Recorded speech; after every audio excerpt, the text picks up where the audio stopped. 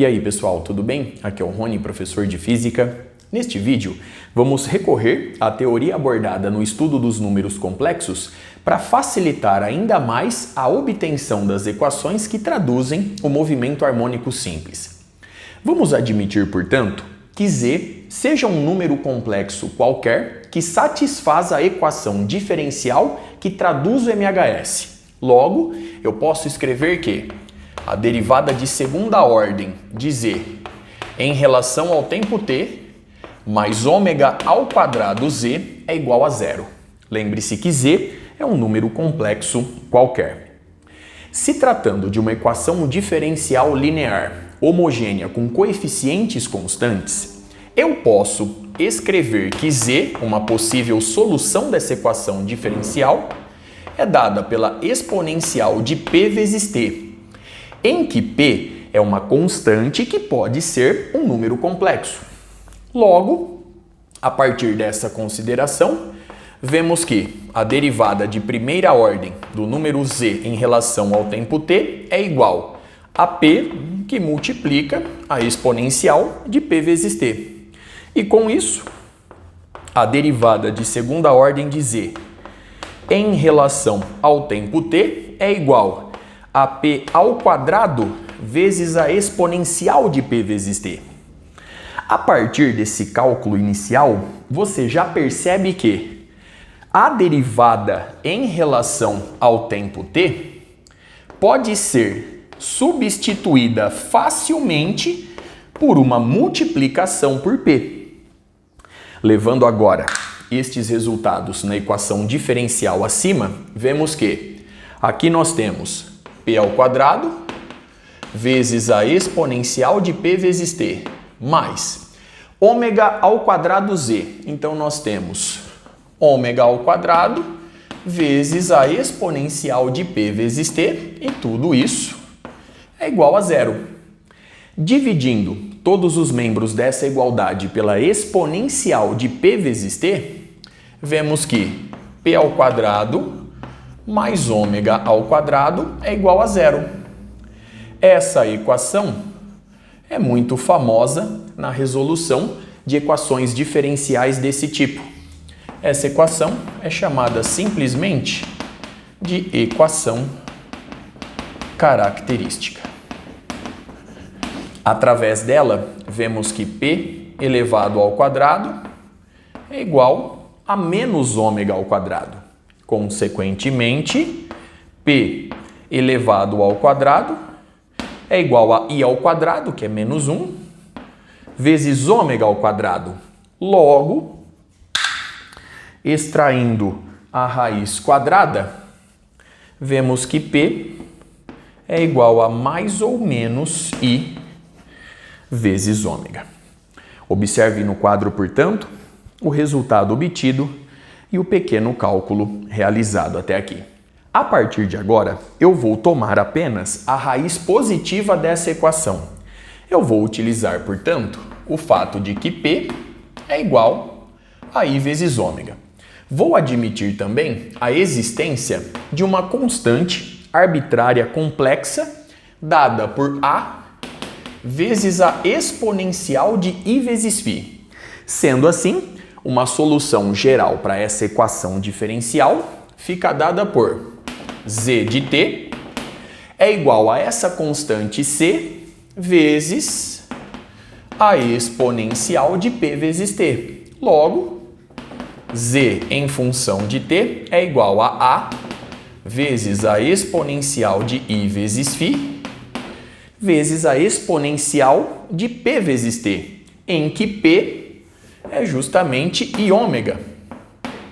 Logo, uma solução da equação diferencial em questão, que traduz o movimento harmônico simples, é igual a A, que multiplica a exponencial de I, que multiplica ômega t mais φ. Note agora o seguinte: tomando a parte real do número complexo z, você obtém justamente a solução da equação diferencial em questão. Logo, eu posso escrever que x em função do tempo t, foi a variável que utilizamos nos vídeos anteriores. X em função do tempo t é igual à parte real de z de t. Consequentemente, a partir da expressão de Euler, vemos que z em função do tempo t é igual a A, que multiplica o cosseno de ômega t mais φ mais I vezes o seno de ômega t mais φ. Tomando, portanto, a parte real do número complexo z, conforme eu disse há pouco, você obtém justamente a solução da equação diferencial que traduz o MHS. Logo, x de t é igual a A, que multiplica o cosseno de ômega t mais φ, como era de se esperar. Nós podemos ainda comprovar toda essa análise no cálculo da velocidade v em função do tempo t. Para fazer isso, eu vou calcular a derivada de primeira ordem do número complexo z em relação ao tempo t. Fazendo isso, a gente obtém a seguinte expressão: dz dt é igual a A vezes a exponencial de I vezes ômega t mais φ, que multiplica a derivada do expoente em relação ao tempo. A derivada do expoente em relação ao tempo é justamente I vezes ômega. Logo, dz dt é igual a I vezes ômega vezes A vezes a exponencial de I, que multiplica ômega t mais φ. Vamos recorrer mais uma vez à expressão de Euler.